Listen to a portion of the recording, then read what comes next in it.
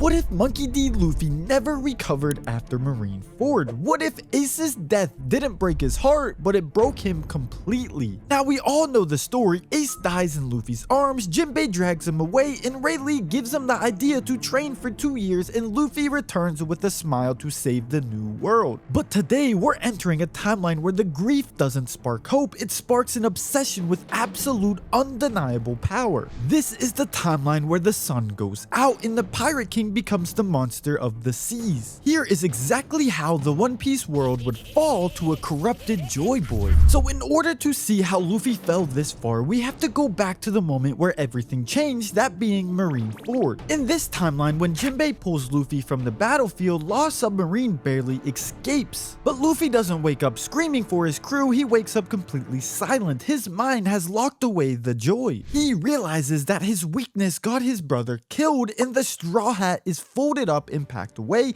and never to be worn again. On Ruskaina, Rayleigh tries to teach him the basics of hockey, but Luffy doesn't want to learn how to protect, he wants to learn how to conquer. And when the 2-year period begins, Luffy doesn't spend it bonding with Beast, he hunts them down with terrifying, unhinged brutality. He develops Conqueror's hockey into a terrifying weapon, using it to break the will of anything that stands in his way. He isn't training to be the freest man in the world, he is training to make sure nobody can take away the people he loves again. When the crew reunites at Sabaody, the tone is entirely different. That sunny, loud captain they left behind is gone. Instead, they find a cold, emotionless version of the captain they once knew. The crew tries to joke, but a single glare from Luffy makes everyone go completely silent. And when the fake Straw Hats and the Marines try to ambush them, Luffy doesn't hold back. He coats the entire area in Conqueror's hockey, knocking out not just the fodder, but mentally overwhelming the Marine officers. And Zoro is the first to realize that something seriously feels wrong. In this timeline, Zoro isn't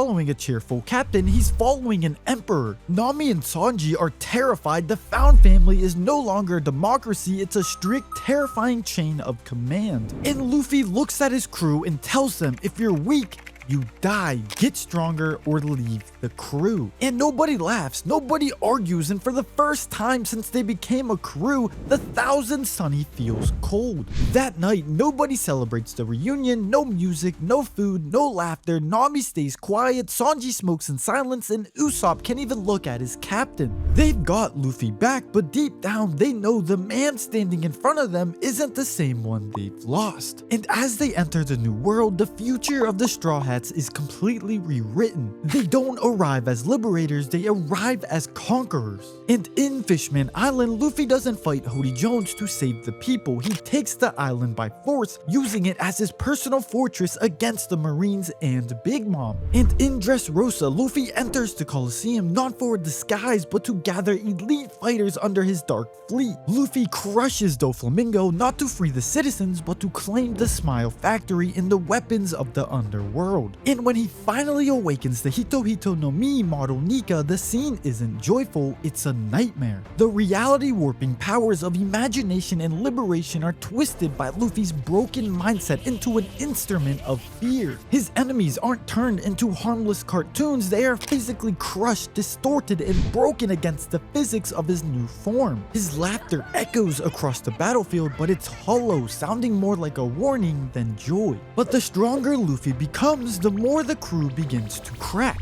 Nami hates what they've turned into, Sanji refuses to hurt innocent people, and Usopp is terrified every time Luffy gives an order. And Robin stays quiet, but even she sees the darkness growing. Zoro remains loyal, but not because he agrees. He stays because if anyone can stop Luffy when the time comes, it has to be him. The Straw Hats are still sailing together, but the family that once laughed on the deck is already gone. And the world doesn't stay silent. Kingdoms once saved by Luffy now fear his name. The Revolutionary Army realizes he no longer wants freedom, he wants control. Even old allies begin choosing sides. Law refuses to follow him, Kid wants to kill him, Boa Hancock still loves him but can't defend what he's become. And for the first time, the entire sea agrees on one thing: Luffy must be stopped. But stopping Luffy was never going to be simple. He knew how every Marine thinks. He knows how pirates move, and worst of all, he knows knows that the people chasing him still care about him, and that hesitation would become his deadliest weapon.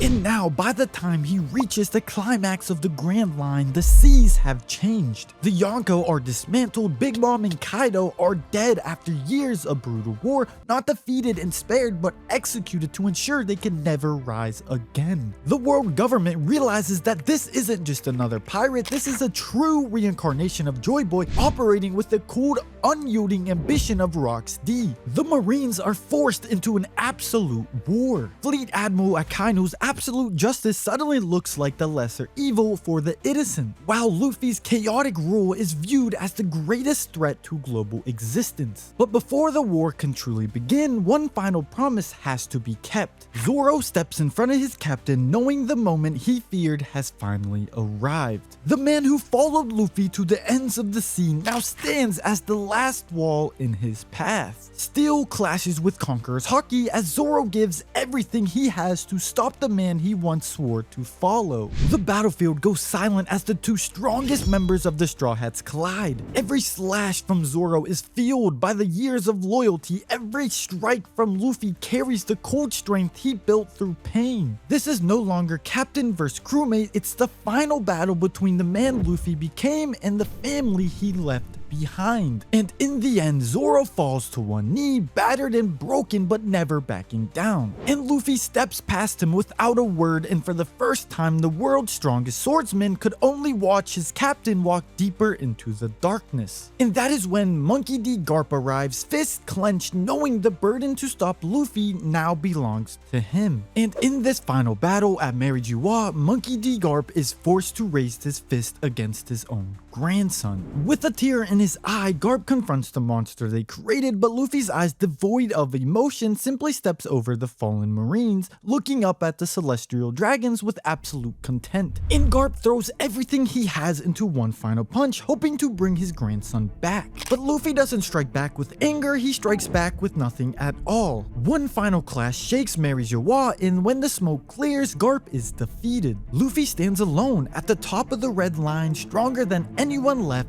to challenge him. He won the war but lost everything that once made victory matter. And in the end, Luffy proves his point. The freest man in the world is the one with nobody left to lose and nothing left to fear. What was once a dream of a shared adventure becomes a lonely, cold throne at the top of the world. But what do you think would be Luffy's greatest challenge if he turned evil? And if you want to see a part 2 showing how the world reacts to evil Luffy and how they stop him, let me know in the comments below. And don't forget to like and subscribe, it really helps the channel and keeps me motivated to keep making these videos for all of you. But trust me when I say this, part 2 of this timeline only gets way darker from here.